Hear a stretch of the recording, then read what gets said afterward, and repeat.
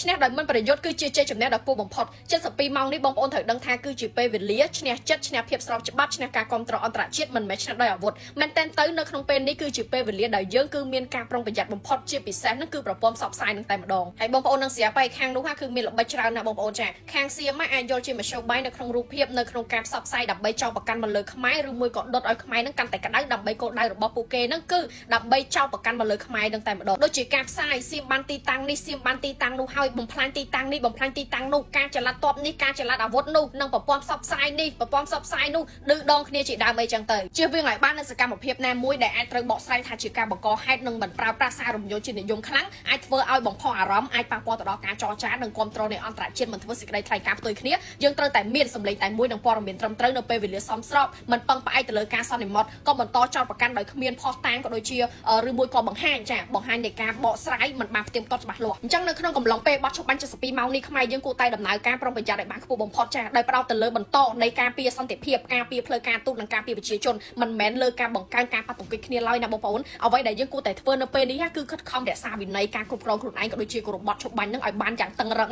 ដើម្បីបង្ហាញភាពទំនួលខុសត្រូវនៅលើឆាកអន្តរជាតិបញ្ជាក់ខ្សែបញ្ជាការពារឲ្យច្បាស់ដើម្បីជៀសវាងការយល់ច្រឡំហើយត្រូវតែប្រមូលផុសតាងឯកសារក៏ដូចជាកត់ត្រាស្ថានភាពមុននិងក្រោយបទឈប់បាញ់ដើម្បីសម្រាប់ការទូតនិងប្រព័ន្ធច្បាប់អន្តរជាតិដូចគ្នារៀបចំនៃតនន័យធ្វើឲ្យមានស្តង់ដារនិងអាចផ្ទៀងផ្ទាត់បានការពារប្រជាជននិងមនុស្សធម៌ខំជួយសង្គ្រោះនិងផ្គត់ផ្គង់មូលដ្ឋានដល់ប្រជាពលរដ្ឋតំបន់ព្រំដែនអញ្ចឹងសូមបងប្អូនទាំងអស់គ្នាដឹងថានៅគ្រប់វិនាទីបងប្អូនស្ដាប់ខ្ញុំឲ្យទាន់ណានៅគ្រប់វិនាទីមិនមែននាទីទេគ្រប់វិនាទីនៃពេល72ម៉ោងនេះគឺពិតជាមានការប្រុងប្រយ័ត្នខ្លាំងណាស់យើងអត់អាចប្រហែសបានទេបងប្អូនអត់អាចប្រហែសសូម្បីតែ1វិនាទីបងប្អូនចាមិនថា1វិនាទីមិនថា2វិនាទីអត់អាចប្រហែសបានទេនៃពេល72ម៉ោងនេះត្រូវតែមានការប្រុងប្រយ័ត្នឲ្យបានខ្ពស់យើងបន្តប្រើប្រាស់នៃយុទ្ធសាស្ត្រសម្ដេចថាបតីគឺស្កាត់មិនមែនស្ងៀមបងប្អូនត្រូវដឹងថាសង្គ្រាមគឺអាចបន្តបានគ្រប់ពេលបើសិនជាយើងខុសតែ1វិនាទីឬមួយក៏1នាទីបងប្អូនសង្ឃឹមថាបងប្អូននឹងយល់ហើយកុំទាន់អាឆ្ងល់ក៏កុំទាន់អាស៊ូដូចគ្នាចាទុកចិត្តគឺថែរក្សាជីវិតយើងខិតខំរយៈពេល21ថ្ងៃណាបងប្អូនឥឡូវគឺយើងបានឆ្លងកាត់នៅថ្ងៃទី1នេះហើយដូច្នេះហើយសល់តែ2ថ្ងៃទៀតទេគឺយើងត្រូវតែតស៊ូទាំងអស់គ្នា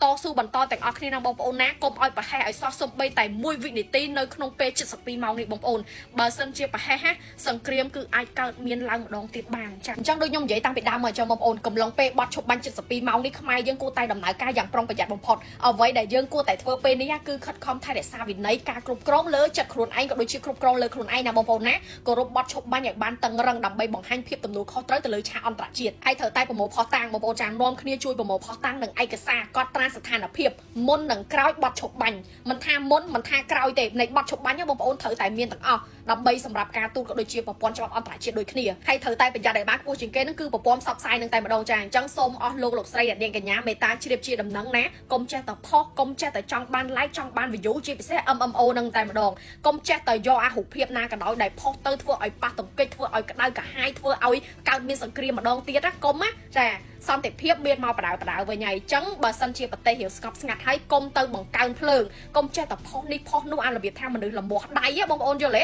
អញ្ចឹងរបៀបថាទប់ដៃខ្លួនឯងឲ្យជាប់សិនហើយកុំចេះតែផុសដើម្បីចង់បាន like ដើម្បីចង់បាន share នាំទុកវេទនាដល់ជាតិនាំទុកវេទនាដល់ងាកទៅមើលបងប្អូនដែលជាជនភៀសសឹកហើយងាកទៅមើលបងកងទ័ពយើងផងណាមុននឹងចង់បាន like មុននឹងចង់បាន share មុននឹងផុសអ្វីប្រេះផ្ដាស់ជួនកាលអាបងប្អូនផុសនឹងទៅគិតថាវាត្រឹមត្រូវប៉ុន្តែអាខាងគេអត់ត្រឹមត្រូវដល់ពេលចឹងហើយគឺចាប់ផ្ដើមប្រមូលអារូបភាពទាំងអស់នឹងជាមធ្យោបាយដើម្បីយកមកចោទប្រកាន់យើងអាប្រព័ន្ធផ្សព្វផ្សាយដែលបងប្អូនខំប្រឹងផុសហ្នឹងគេយកមកចោទប្រកាន់មកលើខ្មែរយើងបានគ្រប់ពេលវេលាដើម្បីដុតឲ្យខ្មែរយើងនឹងក្តៅដើម្បីគោលដៅរបស់ពួកគេនឹងគឺចោទប្រកាន់មកលើខ្មែរយើងនឹងតែម្ដងហើយមានអ្វីខ្លះការផ្សាយនឹងទី1នឹងគឺសៀមបានទីតាំងនេះសៀមបានទីតាំងនោះបំផ្លាញទីតាំងនេះបំផ្លាញទីតាំងនោះការចល័តទ័ពការចល័តអាវុធនិងប្រព័ន្ធផ្សព្វផ្សាយឌឺដងជាដើមអាឌឺដងគេហ្នឹងបងប្អូនគ្រោះថ្នាក់ណាស់អញ្ចឹងបើអាចកុំឲ្យសោះប្រមាណចំណុចនេះធ្វើឲ្យបានណាបងប្អូនសាកគិតមើលសង្គ្រាម21ថ្ងៃយើងវេទនាប៉ុណ្ណាណាយើងខំប្រឹងប៉ុណ្ណាអញ្ចឹងក្នុងរយៈពេល3ថ្ងៃនេះបងប្អូនត្រូវតែគ្រប់គ្រងខ្លួនឯងគ្រប់គ្រងអារម្មណ៍ខ្លួនឯងត្រូវតែរបៀបថាចេះអត់ធ្មត់ឲ្យបានមែនតើក្នុងរយៈពេល3ថ្ងៃនេះហើយត្រូវតែអនុវត្តឲ្យបានខ្ជាប់ខ្ជួនគោរពបទឈប់បាញ់ឲ្យបានតឹងរ៉ឹងចាជៀសវាងណាបងប្អូនណាប្រហែសតែត្រឹម1វិនាទីឯងសង្គ្រាមនឹងកើតឡើងម្ដងទៀតហើយបើសិនជាកើតឡើងម្ដងទៀតហើយគឺវេទនាឯងម្ដងនេះមិនដឹងថាធ្វើមិនបានទៀតទេអញ្ចឹងត្រូវចាំណាបងប្អូនចុងក្រោយបងប្អូនណាត្រូវតែជឿទុកចិត្តទៅលើរដ្ឋាភិបាលជឿទុកចិត្តទៅលើថ្នាក់ដឹកនាំគ្រប់ជាន់ថ្នាក់ដើម្បីយើងក៏ដើម្បីជាតិយើងទាំងអស់គ្នាផងដែរជួបខ្ញុំស្រីនួននៅវីដេអូក្រោយ